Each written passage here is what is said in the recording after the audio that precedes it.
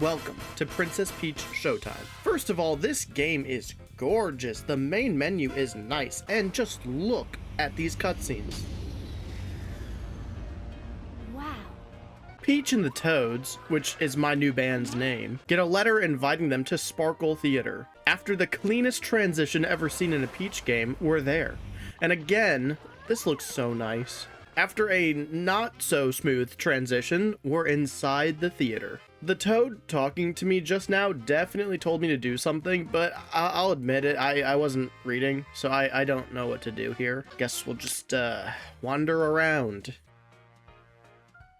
Oh, okay, I think I did it. The world is ending! Cool! a big black hole just opened up in the theater lobby.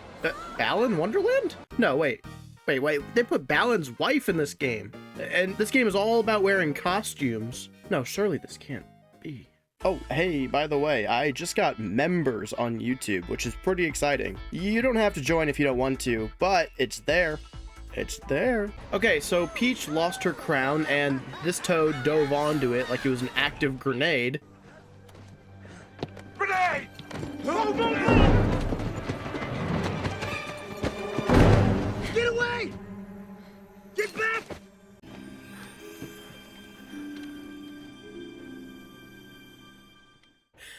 And I know it's wrong to say, but she just looks very bald here, which again I know is not correct. Then we meet Sparkle Man, our companion, who I'm guessing will be doing all of the talking for us for the rest of this adventure. Oh, perfect, the power of Sparkle. Why didn't I think of that? Now Peach has a ponytail, so we're basically good now. Sparkle is, just the spin move from Mario Galaxy, except you have the ability to revive the dead, whether it's these little flowers or these people. Now we're tasked with getting to the castle. Here's what the combat looks like. You use your Sparkle on these bad guys and they just kind of leave. So I'm beginning to think this is like a real baby game. Sometimes after solving puzzles, you get these star crystals, and there's 10 of them in each level, and now I'm devoting at least 10 hours of my lifespan to collecting every single one of them. Looks like this guy needs help cutting the vines. Let's hit him with Sparkle to empower him. Take a step back so his sword doesn't kill me on the backswing, and what the hell, man? That definitely cut Peach in half at least 3 times. Man, I sure wish we had our own way to cut the vines and didn't need to rely on random boys to do it for us. Oh, wait. What's this? Here we go. The real reason behind the 10 total purchases of this video game. The cool costumes.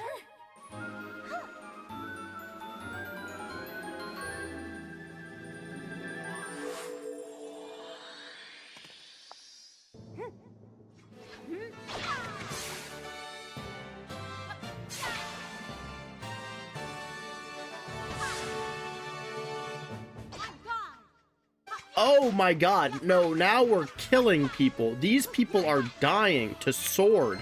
This is no longer baby game. An ambush? Bring it on. Okay, so I found out right here that I can flurry rush, like in Breath of the Wild, which is pretty cool. Nice flurry rush. Okay, doing it again, I guess. Oh, alright, please stop. Ooh, there's a jump parry too. That's honestly pretty cool. The moment of truth. Can I beat the strongest soldier in the Stella, brother, not now. I'm trying to focus. Hiya! Oh, we even got a mini boss. Okay, mini boss is dead. And I got all the collectibles in this level, soothing my OCD for the moment. To be continued. Well, guess we gotta wait until Princess Peach Showtime 2. It's been fun, though. Excuse me, sir, how exactly did you get this dress? Oh, so you can just buy new dresses here for Peach, but they all just look so wrong. Vertical stripes are so out of style, and these ones just look like prisoner garb. I got this one because it reminds me of her fire flower suit, and you can buy clothes for the Sparkle guy, I guess, if you want. I eventually purchased this yellow one because I think it looks the funniest, but the black clothes go pretty hard. So that sword part was just the first level of the game. The next 3 levels, you get to pick the order you do them in, and I picked the bakery first. You load in, and there's going to be a big bake-off or something, but disaster strikes. Monsters are stealing all the food. Peach must be the hero and get the food back. So, after playing a bit of Farmville, you bring the supplies to the kitchen and find out there's not even a chef. So, play the exact same cutscene as before, except this time you turn into patisserie chef. You turn into patisserie chef Peach. I gotta say, I love this little idle animation she has. Like, that is just amazing. These better be non-slip shoes. You are in a kitchen. Now, it's time for a cooking minigame, which, as you can see, is very accurate to real life. Get out of my way! Where is the lamb? I have 3 stacks of massive cookies in my hands. Who put a bomb in the cookie recipe?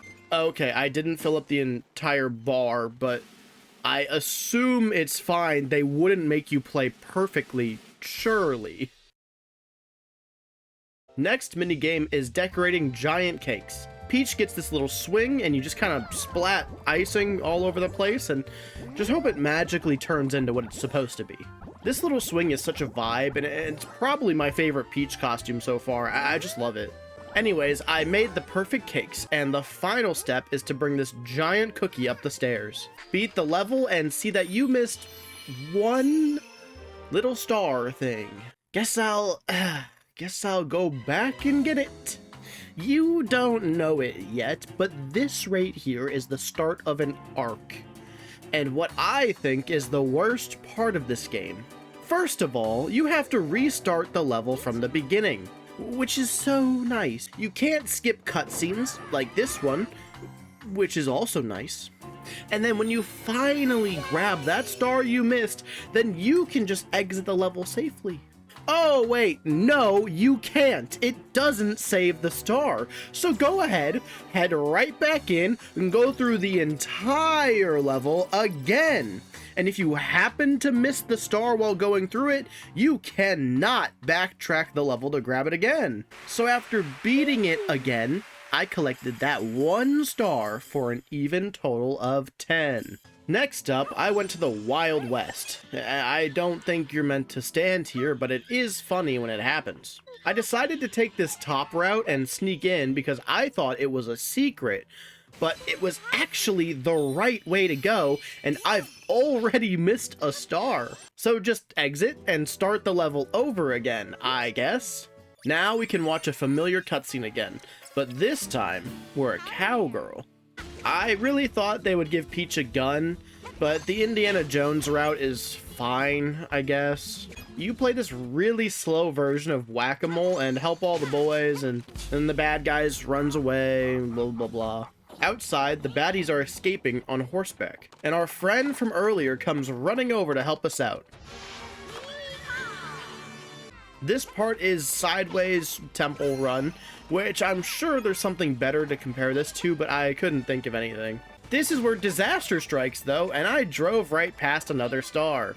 So, exit the level again, and do the whole thing over again. And Subway Surf, I could have compared it to Subway Surfers. And then fight the final boss. Okay, so they give this guy a gun, but not me. That's cool. Just throw all the barrels back at him, and boom, level complete. I got all of the stars. The last level is Ninja Zone, which starts in a secret village, like all good ninja stories begin. So this level is all about stealth, and sneaking past these guys will bring you to the costume. I saw this one on the box already, so I'm pretty excited for it. Oh, that is not the one on the box. I guess they cut it out. Oh well. The ninja costume is so obviously the one the devs put the most work into. She's got like 8 different animations depending on what she's doing. There's one for hiding in the grass, there's her attack, there's one for hiding against a wall, there's one for hiding underwater, there's a special run animation for walking on water, there's a wall jump, there's a wall run, there's a little spin on the pole, there's ninjutsu to ride this giant rock wave. Like, wow, they did a lot for this costume. Anyways, I missed a star during all of that, so I have to replay the level again. Good. Thank you. After beating all 4 levels, you unlock this floaty door. To open it, you have to spend 10 of the stars you collected, which ruins my perfect 40, and I'm totally okay with that.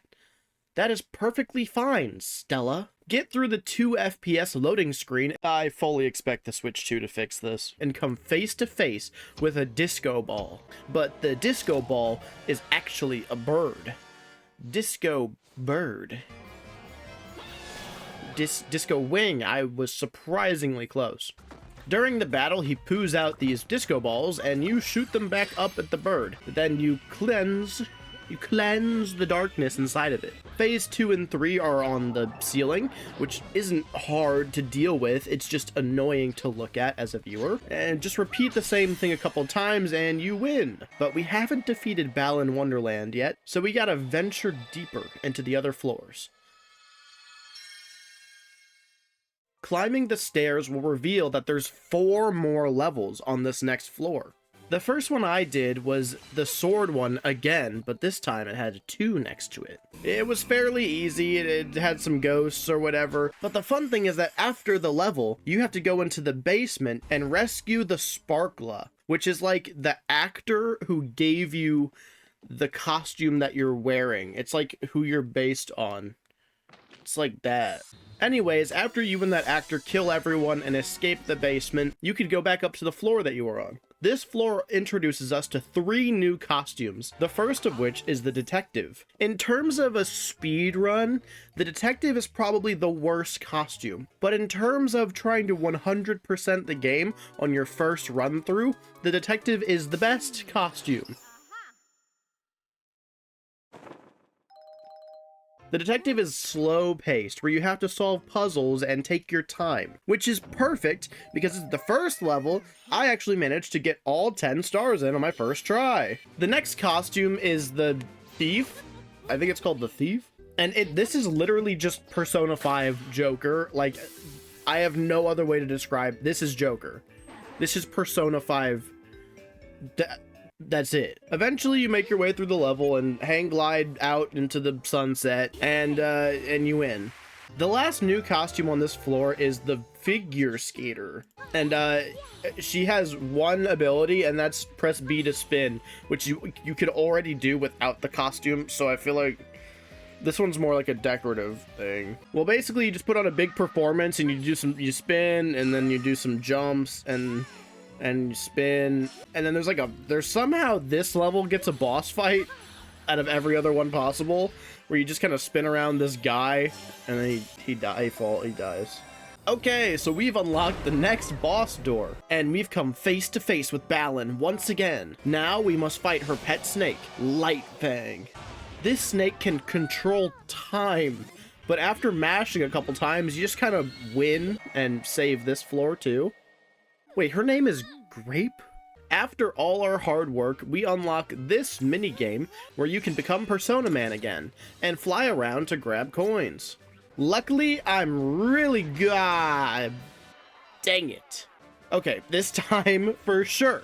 Okay, never mind. This run is already dead. What? I'm alive? These hitboxes make no sense. I don't even know what my prize was. Oh well. 3rd floor. Yay, patisserie, my favorite. Okay, this cake decorating game is honestly way easier than the first one we had to do. Like, this one isn't even spinning. I honestly wasn't expecting the dessert making costume to include zombies, but I'm all for it if we're being real. This floor introduces 2 more new costumes. First is the mermaid. This one's gimmick allows Peach to sing and control the minds of fish. Kind of like Aquaman, if you know, Jason Momoa sung, which he does in like commercials, I think. I need home internet from T-Mobile. All the puzzles are in the background of this one, so there's no real danger to Peach here at all. And the other one is a freaking Power Ranger. This one is crazy. You go around punching all the UFOs, and the UFOs blow up, and the cars, they blow up, and then you could lift the bus and then throw the bus, and then the bus blows up. Your goal is to save all the Nose Boys, and eventually you get them all to the safe house.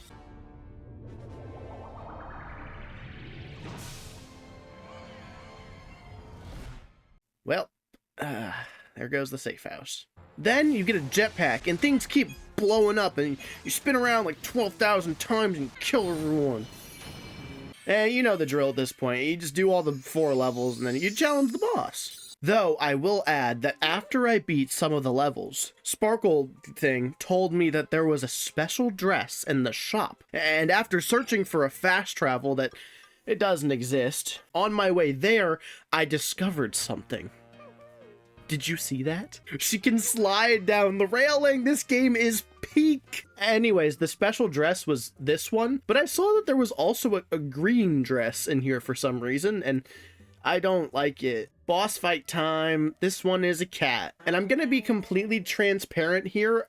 I have no idea what I was doing in this fight, and it didn't matter at all because it was correct.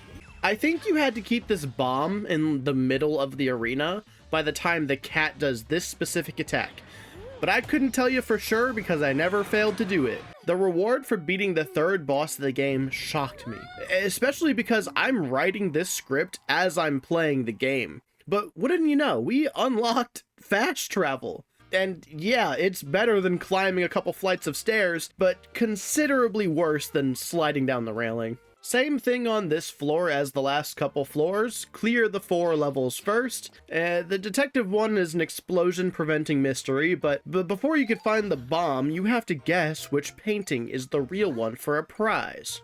It's this one! Oh, shoot. The castle painting is a fake. Oh. Well, it's this one then! What? Okay. Alright, then it's this one. I still got the prize.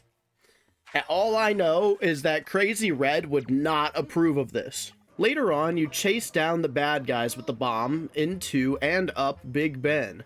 After scaling the tower, you end up in a final confrontation with the bomb, hidden in the bell itself. With no time left, our little friend decides to make the ultimate sacrifice and jump out of the building with the bomb, saving everyone. Oh my god.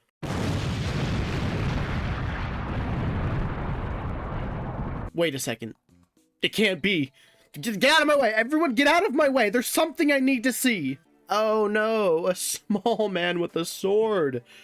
This surely doesn't remind me of a certain movie I know.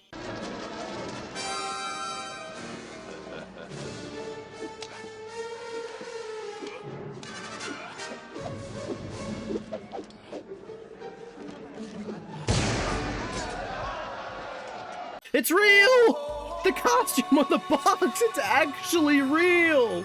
Everybody was kung fu fighting.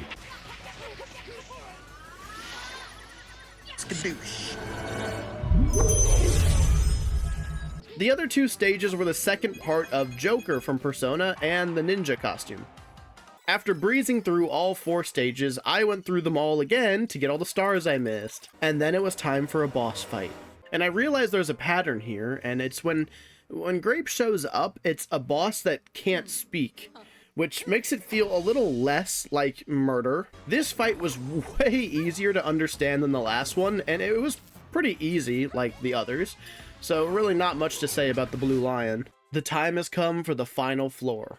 You all know what to expect at this point. The only difference is that there isn't any more new costumes. We figure skated around a parade float and reset 20 times because I kept missing 1 star in a new way over and over again. We mermaided all the fish and killed this boat.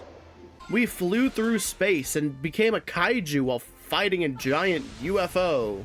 And lastly, we kung fu fought some kidnappers and beat the hell out of this guy for a second time. After doing all 4 levels, our prize was nothing. It was actually nothing this time.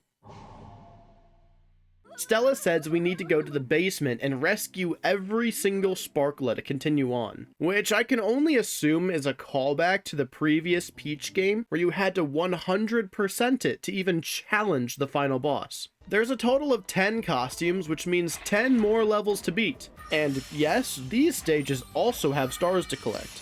But they are surprisingly easy to find and collect in each of these levels, so honestly it wasn't too bad.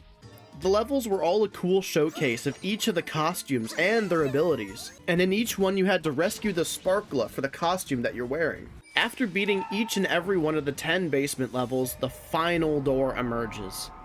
The little floating guy who wears all yellow needs 30 stars this time, but after giving it the stars, the door doesn't budge. Wouldn't you know it, but at this time, all the Sparklas arrive and surround Peach. They decide to entrust Peach with the blue dust that they have, and Peach mega evolves into what I can only describe as a mix between Elsa and Mega Deoncy. Now she can open the door with her godlike power. Inside is Grape, who planned this whole thing, blah blah blah, typical villain monologue. This fight plays out like a Kirby final boss. You know the one where he's like in a ship and you just mash, shoot, and dodge attacks? That's all you really do here, is mash the B button and you win after a while. And honestly, I am okay with a more cinematic fight like this after all we went through. Then it's over, and you can walk away knowing you saved the entire world. God dang it. Phase 2 of the fight is outside, and Grape is huge, and this time you don't mash B. You hold the B button at periodic intervals. Just keep shooting Grape in her right eye. The right eye is anyone's biggest weakness, and after enough hyper beams to the right eye, you get to mash the B button even more.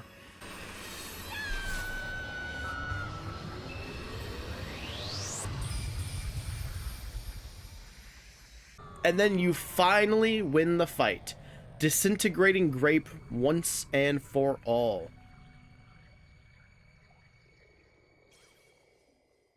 There's a cool post-game where you can decorate the theater with a statue of Stella, and there's a bunch of new dresses to buy. But all you really need to know is that Peach literally ascends to Godhood, and there's a big party. The end.